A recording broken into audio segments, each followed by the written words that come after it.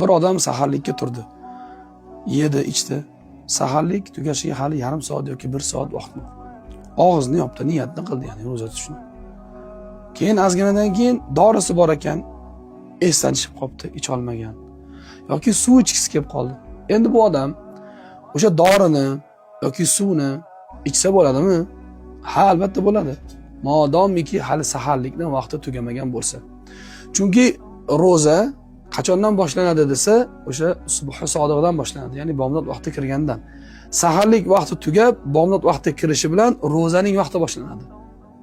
Demak, masala tushunarli. Misol uchun deylik-da, misol hozir soat 5:20 da misol saharlik vaqti tugasa, siz soat 4 da, 4:30 da og'iz yopdingiz, misol.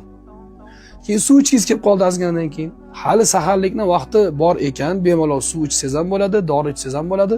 Niyatni yana yangidan boshqatdan qilib qo'yaverasiz. Nimaga desa, siz og'zingizni yopganingiz bilan hali sizning ro'zangiz boshlanmagan. Nimaga desa, chunki hali saharlikning vaqti tugamagan. Iftorlik ham shu. Ya'ni nima?